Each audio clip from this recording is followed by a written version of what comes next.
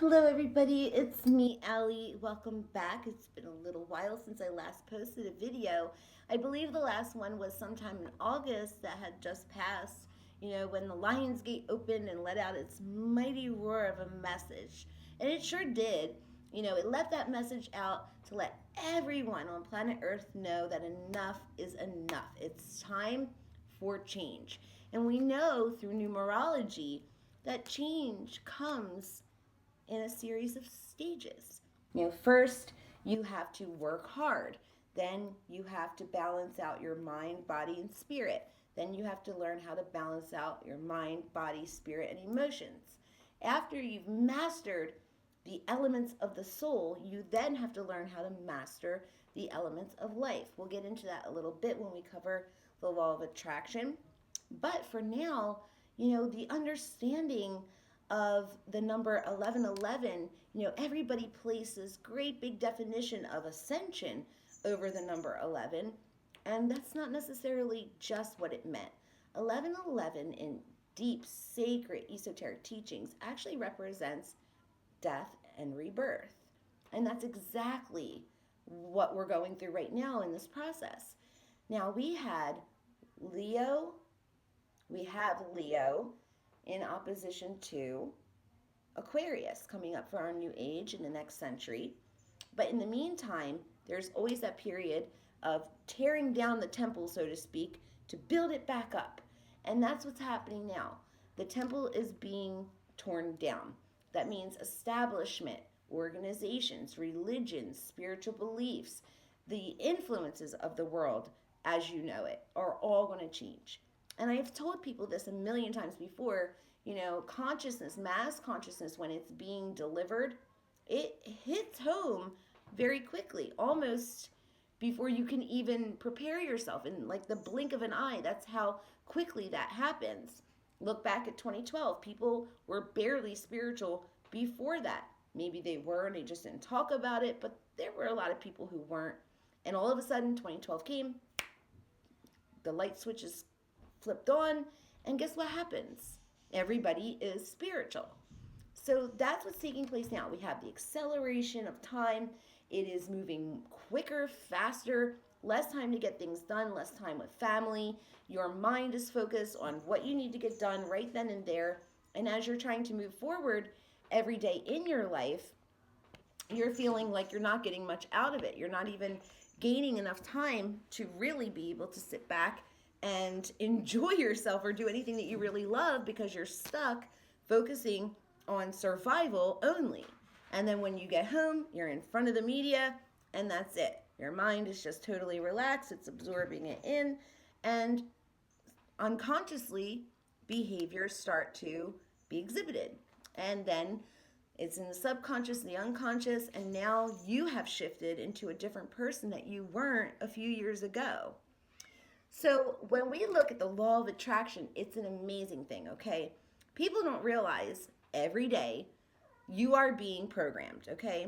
For a lot of people who watch television still, I don't watch a lot of it, maybe here and there, my child will come and say, "Hey mom, there's a really cool show I think you would enjoy. It's a subject matter, it's very mystical or magical or something historical or science fictional." And I will sit down and I'll watch it, or maybe even watch a few of theirs to make sure that they're not getting anything that's harmful, put into their consciousness.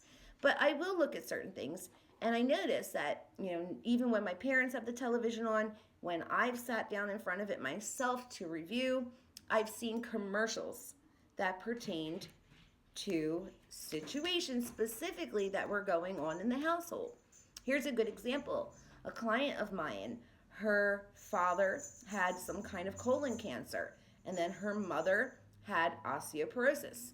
So every commercial in between the show was about colon cancer and osteoporosis.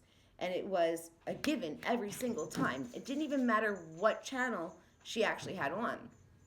That's already putting that into your mind that this is either where you're at already and what's going to manifest continuously, until it rides itself out, or it's something that's getting ready to enter into your life. Signs are everywhere. There are no coincidences.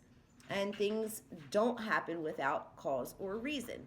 That's one of the laws of our universe, cause and effect. But that's what's going on. The cause is being introduced, projected, and then the effect comes unconsciously, subconsciously. And thought is a powerful thing. Imagine the placebo effect, for an example. Somebody's got a terminal illness, they're given a pill, it's just a sugar pill, but the doctor says this is the new cure for your disease. The person takes it, they take it as instructed, suddenly they are better, right? They're better because they told themselves in their mind, I'm going to get better from this. So it's that easy, but is it? Not really.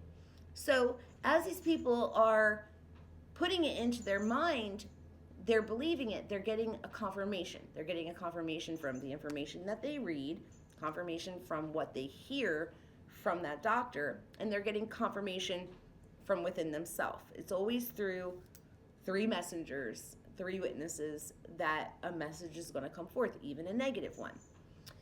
So every day, this is happening to everybody out there in the world. Number one, you see it, you hear it on the television or the radio. Then other people are talking about it. So you hear about it from them. Then you think about it, even if you don't realize that you are. Now the subconscious, the unconscious is producing results. Sort of like a person who doesn't want to do anything. They're kind of lazy every day in their life and they say, I don't want to, I don't feel good. They don't really feel bad. They're just saying they don't feel good as an excuse. But what happens? Other people say to them, I'm sorry that you're not feeling good. Oh, what's the matter? You're not feeling good again today? That's the number one witness. Number two witness is through hearing somebody else say it, then them telling themselves. Now they have it in the mind. Now when they wake up the next day, they really are going to be sick, producing symptoms, because it's been confirmed 3 times within the consciousness. So television is doing that, and what you don't realize is that you project too. What you say to other people, what you show them, what you share is now being projected to that individual. They go home, they take that with them. If it's strong enough of an influence, they will somehow manifest that into their life too. So you have to always be at a level of self-awareness in your consciousness to know that all of the elements are responsible for manifestation. They really are. And many people don't really understand what that means because they don't know what the elements are or what they represent, or they don't know how to actually use them. So let's talk about that for a minute, okay? You could have the power to manifest if your mind is open enough, if your elements are working perfectly in order together. You're going to begin attracting and manifesting, okay? So manifestation is a little bit different only because manifesting is when you dwell on something so much that now it becomes real. Manifestation is different. Okay, the law of attraction is where you're projecting in order to receive, to attract, to bring forth something that perhaps wasn't even meant on your path to begin with. Because if you go back to my video, Predestiny Disturbed, you'll understand how the karmic pathway works. Some things are not meant to be on your path versus some things that are. So you want to produce results that maybe you weren't ready for, maybe it wasn't the time, or maybe it wasn't meant for you at all, but this is what you want now. So you have to use the 4 elements. Number 1, earth, air, fire, and water. Okay? Fire is spirit. Spirit is represented by the fire because this is your energy, this is your plasma, this is your flame, okay? When you want something in your soul so much, where does your soul exist? Right here. It exists within you, within the mind. The mind is driving this physical suit. So once you're using your soul to want something, especially if it's aligned with higher self, I always say, if you're walking the path of higher self, everything falls into place because you're exercising it on a spiritual level. Okay, higher self, their will, their power, their path. They wrote the story. You're just here to live it out. But you try to go your own way. It's kind of like having like a sim, an avatar, and all of a sudden you wanted your sim to sit down and eat. You have to run to the restroom, you put the remote down, you come back, and your sim's out in the middle of nowhere somewhere. And you're like, how'd they do that by themselves? I'm not even, controlling them anymore. They just did what they wanted. They just developed this thought of their own that was not aligned with the player, the higher self. So, but when you do, when you know what you're meant to do, when you know what's meant to be a part of your path, when you hear it, when you have higher self confirm it, when you feel it, all of that right there is a great confirmation that you have a very good chance, a very good percentage of attracting and then thus manifesting what it is that you want. The next element is air, which is the mind. That is also the thought process surfacely, okay? This is what you think of on the surface. So not only are you trying to want something on a deeper spiritual level, but now you're trying to think about it all the time to sort out how the plan is going to play out. What are your chances? What do you need to do in order to make this real? What events, people, places, and things need to be in order for everything to become as you want it to become? You're becoming a creator. You are becoming the master of your reality. But again, has to be aligned with your own divine will. How do you know that the will that you have now is aligned with that? Well, I can tell you for a fact, a majority of the world out there, not everybody, there's going to be a lot of people that have already gotten beyond this stage, but there are a lot of people still that remain, that they don't understand the difference between ego and higher self. Ego self is the you that this world created through genetics, astrology, the energies coming from the zodiac. Then you have peers, trends, media, you again, upbringing. Then you have your spiritual beliefs and also, atmospheric influences. And all of that builds this character and the interests that go with the character. But when you take all of that away, what's left? Well, the greater higher self. And the greater higher self is just your story, your history, the events that you've been through, the lessons you've learned. That's your truth. But you're not born remembering that truth. You come into this world forgetting, a blank slate to start over again, to try to give it the best shot that you have, starting totally from scratch. You don't pick up where you left off, as most people think. You actually have to start completely over again, not only with what you didn't complete, but now on top of a new thing you have to complete too. So, it's very confusing, but Predestined Disturbed, watch it. It'll help you to understand. I also have a video on Higher Self somewhere on this channel that you can watch along with it. But nonetheless, okay, you look at the divine self and it's going to be similar in a lot of your great, wonderful, good traits. But when you come to the negatives, they don't really exist within higher self except through the lessons, the experience, the trauma, the impact, that powerful feeling behind the things that you've been through. Because higher self is still connected to the universal mind, the greater source of consciousness. Now, when you finally do figure out what it is that you want, who you are, based on your bigger truth through higher self, that's when you can start to manifest the things on the path that you want and need for that, things that are going to be more pleasing to you for that path. And that's when you start thinking about it on the surface. You start thinking about it all the time, putting things in order. But that's not just going to get you what you want or what you dream, not at all.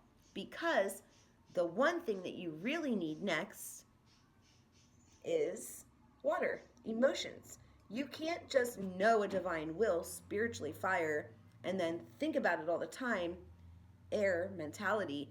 You have to have a feeling about it. The whole complete body of your consciousness has to work together in unison for the laws of attraction. So when you feel about it, wow, not only am I thinking about this a lot, I'm thinking about it so much, but I'm also feeling very deeply about this. This is something I'm really serious about. I'm passionate about. I feel it in my heart. Now, both sides of the brain are connecting in harmony together. Now, you have completed your own balance, okay? So, spirit, thoughts, feelings, next step, element of earth. Earth represents your physical body, The actions, the results, okay? You have to take action. You can't just expect to think. You have to go out there and make it happen.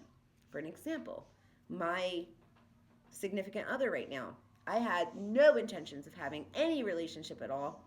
And I was actually vowed to celibacy for the rest of my life. I mean, I was ready for this, right?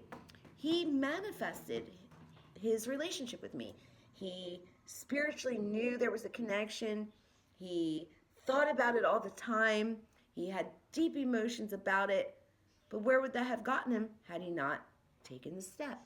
The step was contact her, get in touch with her, help her to see, because I need her to know of me, to talk with me, and to feel the connection herself, or else she's not just going to magically appear on my doorstep. And that's what he did. And it's like that with anything else in the laws of attraction. You have to use the 4 elements, the last one being take charge. Take charge. Make the first step. Do what you have to do. Have faith in it. Don't doubt yourself. The first moment of doubt or lack of faith, you've just ruined it. You've just set that whole vibration for manifestation off balance. Okay? Yeah. Because you're trying to attract and make it happen. You're trying to make it manifest. But when you're just working with just manifestation, this is leaving it up to chance. You're thinking, I really want this. I'm dwelling on this. I really want this. I'm dwelling on this. And suddenly you move on with your life. 10 years down the road, pops up from out of nowhere. And that's because you sent that message out into the universe.